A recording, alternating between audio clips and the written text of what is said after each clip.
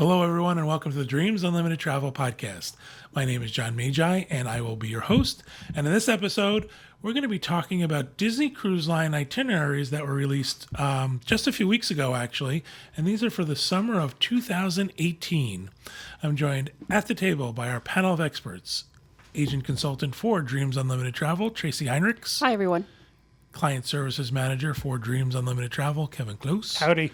And back in our production facility, we have our producer, Craig Williams. Hello. Again, thank you, everybody, for joining us. Thank you guys for being here. One of the first shows we did earlier this year was we talked about Disney Cruise Line itineraries. And at that time, we didn't have summer of 2018 cruises. Disney Cruise Line had not released those yet to the public. And since we recorded that show, they have since released those sailings. Not all of 2018 have been released. These are the summer sailings. And there's a lot of special sailings in here. So we thought they deserved a good look at. You know, there are the usual 7-night Eastern and Western Caribbeans out of Port Canaveral and things like that. But we're going to take a look at what we're considering the special cruises and the cruises that seem to be getting the most attention from our clients and from folks out there who are interested in cruising. So, Tracy, tell us one of the ones, the first one that you think is cool, special, and is also getting a lot of buzz about it. I think the 11-night Southern Caribbean that the Fantasy's doing. Traditionally, a Southern Caribbean is a 7-night happening out of San Juan. It's unique to Disney to do these longer ones. They are also doing 2 of these this summer of 17. So this is probably the first one. And so what makes it unique, of course, as I said, it's going out of Port Canaveral, so you don't have that flight to San Juan. And traditionally, it's been one of the classic ships doing a Southern. So it is summer. What I've also done is you had asked that I get some sample pricing for these. So what I've done is I've used, because they're summer itineraries, I thought more families. So I've priced for a family of 4, couple adults, couple kids, and I've used a deluxe inside stateroom as a baseline for the pricing, and it really only for comparison's sake between the different itineraries. Obviously, if you wanted a balcony or an ocean view, these prices would be different, but I had to choose one, so that's the one I chose. You have to make a decision there. Right. All day. Yeah, and so it's the end of, this sailing is the end of June. I think June 30th they're doing this one. Yep. A family of 4 on this sailing on an inside, over $13,000. $13,000. In an inside stateroom. Yes. Now, again, this is a longer cruise. It is. It's a unique itinerary. Very port-intensive cruise. So, I mean, that's part of the cost. Right. You're going to Aruba, Barbados, Martinique, St. Kitts, Puerto Rico, of course, Castaway Cay. So, cool ports of call, but still expensive. Yeah. Especially for an inside stateroom. Yeah. What I want to say is this. Summer cruising with all cruise lines, but especially Disney, considering the clientele, is top of the price grid. I mean, it's comparable to Christmas week. It's, these are top dollars. So why would you then choose to cruise in the summer, people say? So there's a whole slew of people who have no choice. Yeah. If they want to cruise, whether it be they work in education or whether they can't take the kids out of school, this is their choice. So there's that. And then there's a second group of people who choose to cruise during the summer because this is when Disney is bringing out the specialty itineraries. And if you're a platinum cruiser with Disney, there's a lot of repetitiveness. So when it's something unique or different. So there are reasons people would choose these. I would say to you this, because even 7-night Eastern and Western are still happening throughout the summer.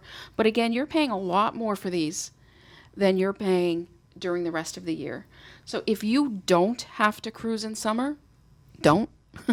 No. If it's not for one of those other reasons, don't do it because the prices are at a premium. So do you have any other pricing, or was that just the one? I'm just going with one for really each. High, yeah, just to give us an idea, kind of where we're at with What's happening? So now that this is the Fantasy doing this special 11-night, will there still be 7-night cruises this week? Do we know? I think what they're going to do, I was just thinking that as I was looking. There's going to be some kind of a shorter cruise in there somewhere. There's going to be something they're going to do to readjust to get back on their alternating 7-night Gotcha. schedule. I didn't jot it down. I'm sure I could look it up and find it, but I was just curious because I Yeah. just noticed. I said, this is a fantasy. I don't know what else. right, there's going to be something in there to make up for those other 3 days to bring it back on schedule. And I think people are going to book this, even Absolutely. at this price. Oh, absolutely. for People sure. will book it. Now, let's go to the Dream. The Dream, for the most part, alternates 3 and 4 night Bahamas at a Port Canaveral. This summer, in most of June and into early July, it's doing 4 and 5 night double dip cruises, they're called. So double dip, for those that don't know, these are cruises that go to Castaway Cay twice. So they're doing, what's unique in 18 is that they're doing 4-night double dips in addition to 5 nights. Yeah. So that's a unique. So they're going to be doing those through June, early July. They should just do 7 nights where they go to Castaway Cay every day. Right. I It would think sell. Right, It exactly. would totally sell. Make a little stopover, I don't know, wherever you have to go. Exactly. By Yep. Atlantis. But if you go the rest of the time, go to Castaway Cay. That's what that port's called, isn't it? By Atlantis. By Atlantis. I only know things by casinos. So give you an idea of sample pricing on that. A 4-night on this double dip in June, early July is coming in at about $58.90. So about $5,900 for a family of 4, again on an inside. Yeah, man. A 5-night, so for that extra night, just over $6,600. Wow. So again, do the math. I would think there's other times of the year, if you didn't have to sail during this time, where you could do a back-to-back 3 and 4 night For cheaper and than come this in Fortnite. Yeah. close to that or less. I would think, in my opinion. And I mean, I don't have anything scientific to back me up, but I'm betting. I gotta tell you, I mean, I think what's happening is Disney is telling people, put your money where your mouth is. Right. Because people always say, oh, all I want to do is go to Castaway Cay. Why Right. can't I go there twice? Why can't we stay overnight? They're saying, okay, let's try it. Yeah. And see how much are you willing to pay Right. for this itinerary. So we'll see, right? We'll see. Let's go to the Wonder next. The Wonder, for the last little bit, this and in 17 and in 18 included, is going to be going to Alaska again. So they're sailing out of Alaska. I'm sorry, they're not sailing out of Alaska. They're sailing out of Vancouver, doing 7-night Alaska, with the exception of this special 9-night itinerary. This 9-night is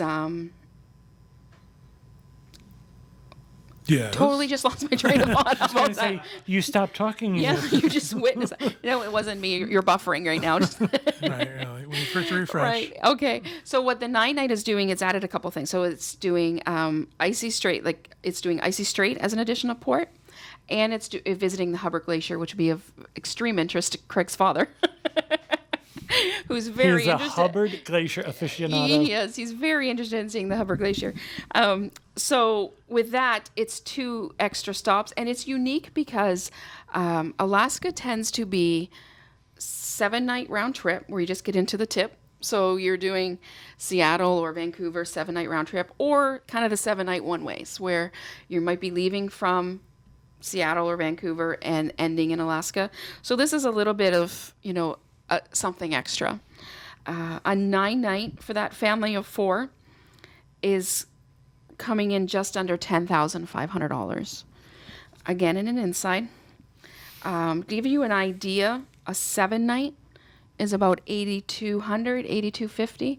Now, keep in mind, these prices are at the time I checked. Right. They're going to Could be, change. exactly. This is strictly for comparison only. It's just to give you an idea. So you're paying about $2,200 more for that extra 2 nights, that family of 4. So I'll have people say, is that extra port, Icy Strait, worth it?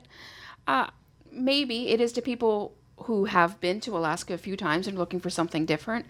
I think the fact that it's going to the Hubbard Glacier would be worth it because it is more unique for some. And the Hubbard Glacier, that's not a stop. That's No, like when it's we did remember Tracy we did Arm. Tracy Arm. It would be Yeah. very similar to You get that. close. Yeah, right. You chip off your ice for your drink. Apparently it's incredible. It really is. I But understand that. it's- I have a question for you. Why answer. didn't Canada try to take back this part of Alaska from us? It's basically it ours. seems like it's I Canada mean, to me. We figured out a way that we can still visit it and you pay for it. You guys are smart. We are. We're very smart. That It's and basically, healthcare. if you look at a map, Yeah. and the funny thing is about these Alaska cruises, for the majority of the time, you're actually in Canada, and I forget where we were. It might have been Skagway, where the gentleman at port, we were talking about being from Canada, and he said, oh, just on the other side of that mountain's actually Canada. So it's That's kind the of first part funny. you're going to go when you invade. Yeah, It's that's right over true. that mountain. That's where we're going to do it. This is one of those things where you think, okay, my American geography education has failed me. Because looking at these maps, I realized I thought Alaska was all the way up to that big, No. plot of land up there. No, Alaska starts down there. Mm-hmm. All right. I just thought I had to share that. Thank you for sharing. Thought I wanted to share that. Sharing is caring. Move It ahead. is. This looks like fun. It looks like a fun itinerary. I would love to do it. I don't know that $9,000 is worth it for this length of stay. 10,000. And that's in an inside. That's way, in a room without windows or without doors. the way we would travel. This is the way Tracy would travel. The way you would travel would be $443,000. Exactly. I know you're going to put that up on the monitor. For there we go. My eyesight's terrible. So let's go on now to Europe. So the Magic has been going to Europe for the summer. So you'll have a transatlantic on either side of that, and with Alaska we were just talking about, you'll have a Panama Canal on either side of those sailings. But those are kind of typical, so we didn't really include those in this particular show. We've talked about them before. This one here is a little bit unique to Disney this year, or for 18, that it's doing Rome to Barcelona.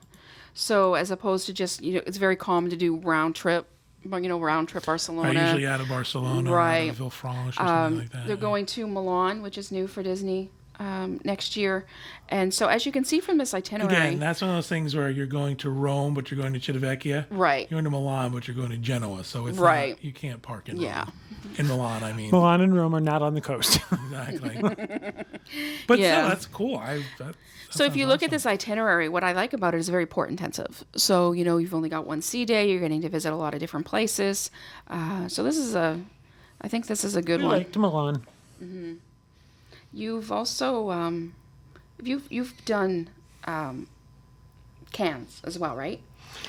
As part of a Mediterranean Yeah, cruise. we We were did. there for a couple of hours and we hired a car who drove us around. Yeah. And Was that the one- typically, did we go to Monaco or is that? Yeah, I got hit by a bus in Monaco. you did.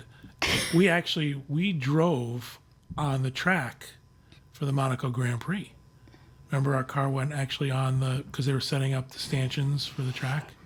Am I getting that completely wrong? Yeah, because it happens right on the surface roads. Yeah, well, that's what I'm saying. Oh, we were drove on- we drove the circuit of the race, Right. but there's not a track. Well, what I'm saying is they laid out where the cars would go, and our driver drove those very same roads. front row seat we have, Craig. Keep going. Well, what he's saying is technically true, but he made it sound like there was a separate Right. place you went. Right. Oh, well, that was I cool. gotcha. But I did get hit by a bus in Monaco. I was trying to go The the moral wider of the side story of it. is Monte you got Carlo. hit. You You got hit did. by a I bus. got knocked down by a bus. Now with these itineraries, I do think shore excursions are kind of the norm because, as you alluded to, you're in a lot of places. You're in a kind of You're in an a industrial shipping- little port. yeah, a shipping dock, and you really kind of have to travel to get to. I don't If you're thinking you're remember- going to see the Last Supper, it's going to be a ways away. I don't remember the port in Cannes. Was it? I know we had to take a car to see the actual place where like the movie stuff happened. But did we dock in a place that was more industrial? I don't remember. I don't know what he's talking about. Where the ship Let's move docked. on. What movie? Oh, the Cannes Film Festival. Yeah, we docked a little bit further out and we drove down in. We were there just before the Cannes Film Festival happened. Yeah, so you can't really like walk that on your own from the ship. You would have to take either a car or Right. a shore excursion. This seems like a lot of fun. I So would think let's- this is a great itinerary. Yeah, so did let's you- cost on this one. Yeah, let's do that. Cost on this one is just under $7,200 for that family of four. So getting more into what I would consider the ballpark a little. Yeah. It doesn't seem as that 11-night Southern Caribbean is such a hard pill to swallow. Yeah. But this one seems a little more in the ballpark, I would think. Also, I think probably because it's a little bit of a repositioning. Right. You got to figure people now would have to do two different flights type of thing. So Disney's taking that into consideration that most people might not do it for that reason. So then the rest of the Med cruises are going to be out of Barcelona. There's a variety of schedule. The ship is really all over the place throughout the summer. Like now you can pull up the one that's doing a Northern Europe cruise from Copenhagen. So I don't think you could say there's a norm for the summer. Okay. There's a variety of things happening in length and departures.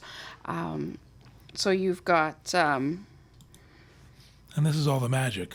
yes, it's all the magic there for this. So once you get into August, it's doing a little bit more of the northern stuff. Like this particular one is Russia and Finland and Sweden. There's an 11-night version of this as well. That's a little bit longer out of Dover.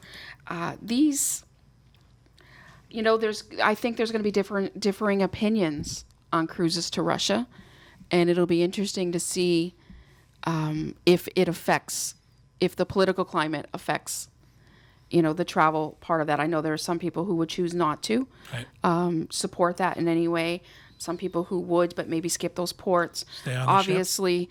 Could be a possibility. Obviously, personal choice. But these northern cruises, they tend to be popular. I have a feeling that Disney's kind of done this for the last little bit, and I don't know that they still have the same demand that they once did. So it'll be interesting to see how this works in 18, if they're going to start changing things up for 19. This is one of those things where, when they first did it, they were so popular. Right. And people clamored for more. And now that they're... Well, it had a lot to do with that movie Frozen. And one and That done. people wanted to go to Norway. Yeah. And then you get the one and dones. And Right. And the other thing is as well, oh my God. Like, what's happening to me? It's like old age. I just lost it again. this is why I have to tell my Grand Prix story. Right. I have to fill in the spaces when you're not talking. There's a method to my madness. Let's look a little bit. This is the 7-night. Craig, you could flip on to the 11-night as well. Looking at pricing on the two of these, the 7-night is coming in somewhere around $7,700 for that family of 4 and an inside. The 11-night jumps to close to $12,000. So there's a gap there of the two prices. So,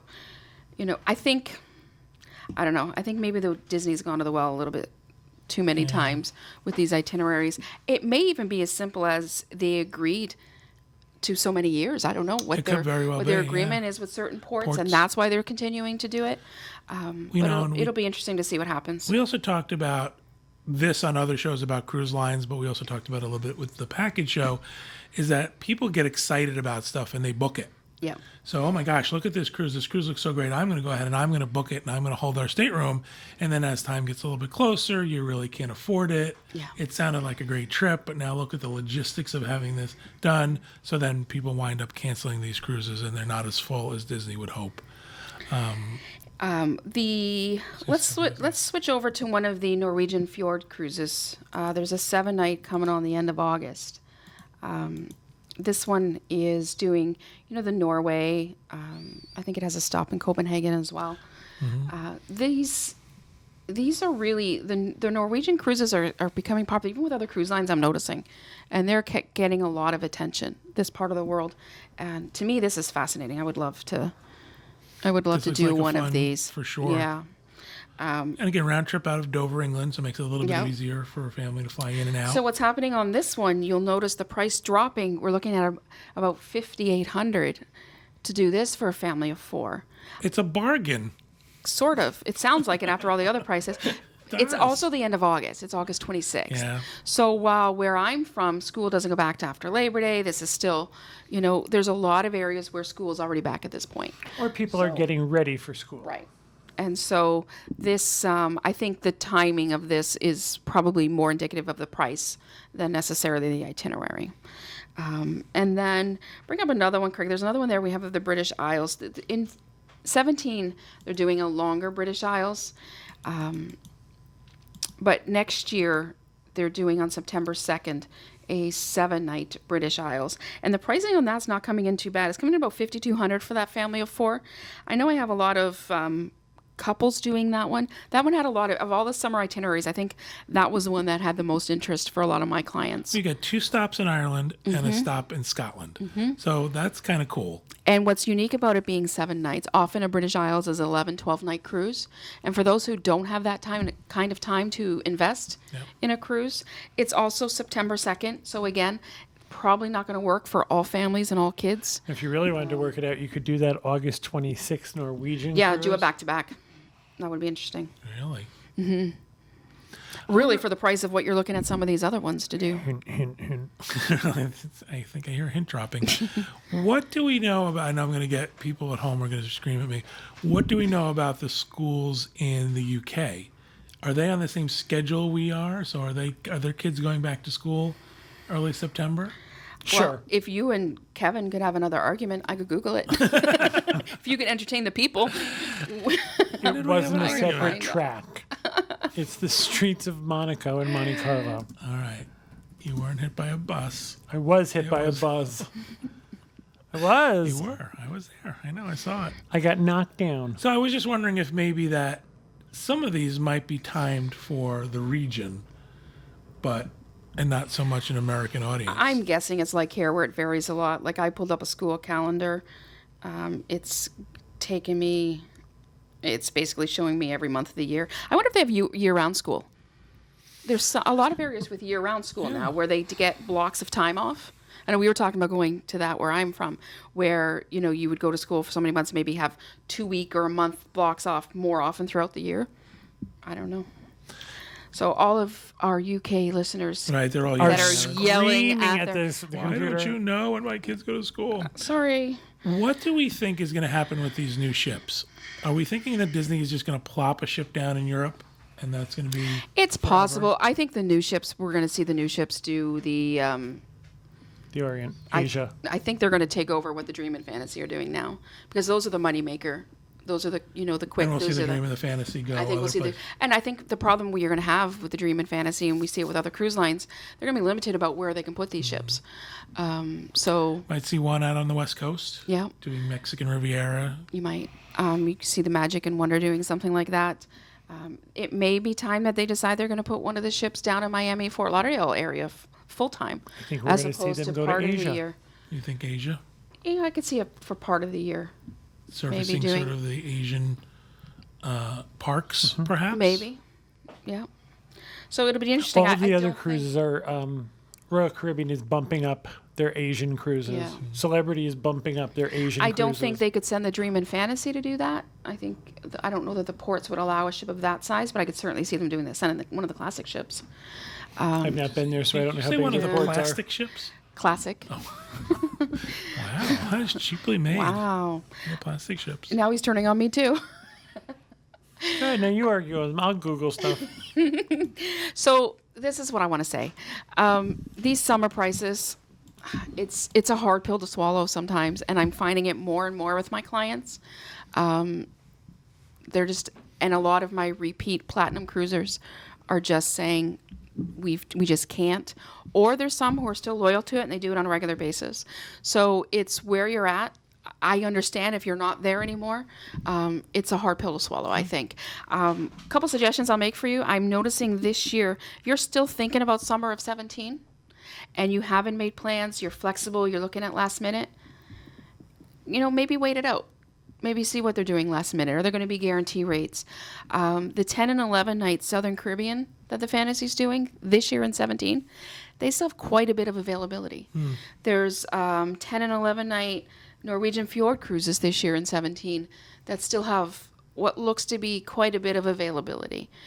That's a little bit harder to do on a last minute Yeah. guarantee because you got to figure out your flights and all that stuff. But yeah, that Southern Caribbean one, if they drop the price on that. There's the British Isles, I don't think sold the way that they were hoping it would. There's some weird things happening. I'm not sure. There's some things that didn't sell this year that they repeat it next year. I'm not 100% sure where their mindset is I on think that. you're right. I but think there had to be some kind of commitment Could to be. get that port. Yeah. And so they might have had to commit for 2-3 years, something like that. And so that's why they're continuing to go back there. But I forgot what I was going to say. Oh, both of you are doing it now. It's contagious. I realize this is a Disney Cruise Line centric show, and we're talking about those itineraries. But there are itineraries on other cruise lines that are very similar, if not identical, to these, especially the European ones, that would come in much less expensive. Yeah, yeah. In some cases, again, it's still summer, so maybe not much less, but there's a lot of options out there, especially on like a British Isles cruise. Celebrity has some really great British Isles itineraries. Royal Caribbean's doing some stuff too. There's other options out there. Just know that if you don't have to sail with Disney in the summer, don't. If you want to do Alaska, but you're a little bit flexible in schedule, doing it at the beginning or the end of the season can make a big difference in your price. So cruising Alaska in May as opposed to July, this can make a big difference. Doing some of these European sailings, as you can see when we get to the end of August, September, how the rate changes quite a bit. So I think they're fun itineraries. I think there's a couple exciting itineraries out there, but again, you hit the nail on the head with this. Pricing is just a little bit scary. right. And where does it go from here? I mean, are we at the top of the tier at $13,000? Well, we keep thinking that every year. Yeah. We think, well, they couldn't possibly. And then, yep, they could. They can go just a little bit higher. A little bit higher. And they push it and they want to see what people are going to do. They do. And then I don't know what the end game is. I'm not sure at this point. I think it's let's see what we can do and what people are willing to pay, and let's just do it. Yeah. And then when they can't fill it, then they'll start offering specials and discounts. I can tell you, me personally, more than once, I've had one of these itineraries booked. And you think, I don't care. It's exciting. It's Disney. I want to be I want to be in Europe on a Disney ship. I do. I love a Disney ship. I think Disney would do this like no other. I've done Alaska with Disney, and I've done it with Royal Caribbean, and I've done it with Princess. There's no comparison. Disney did it considerably better than those other lines did. But when it comes time to make that final payment, and you think it's just so It's much. hard to pull We had the the trigger. British Isles cruise booked for did? last summer, 16, the summer of 16, and just couldn't pull that trigger. Yeah. That one that intrigues me is the Norwegian fjords, and then backing it up against the 7-night British Isles cruise. Yeah. Yeah. However, we're probably gone, knowing us. We're not. It's actually an open time for us. Is it? Should we have this discussion on camera? So what was the price for an inside for Kevin? Here's the deal. It's for a family of 4, so you and John, Jeff and Val. Really? And an inside It'd be stay? awesome. Kathy Schmidt can sleep on the nightstand. Yep. I got you all covered. Yeah. Thank you, Tracy. All right. Thank you for bringing that stuff to us, that information for us, because this is definitely, for us, new information. We were waiting and waiting and waiting, and finally 2018 came out. We do know that there is the end of 2018, Right. Disney Cruise Line itineraries. We're still waiting for those to be released. I don't know that we're going to see anything too special and spectacular. Not expecting anything different. There might Maybe be something at Christmas. Yeah, even then, they haven't really been doing anything different or unique. I mean, it's always hard to know where the classic ships are going to be, what's going to go to Miami, because usually they're kind of all back Or Galveston in or something Florida. like Right. that, One of them yeah. will probably go to Galveston and do some of that. So it's hard to know exactly what they'll do, but I'm not expecting Right. any mind-blowing things. But at the time we're recording, we don't know yet what Right. they're doing in the fall. We have those. We'll bring those to you. Excellent. Thank you guys very much. Thank you, everybody at home, for listening and watching the show. We truly appreciate it. That'll do it for this episode. We hope you have a great week, and we hope you have a great vacation.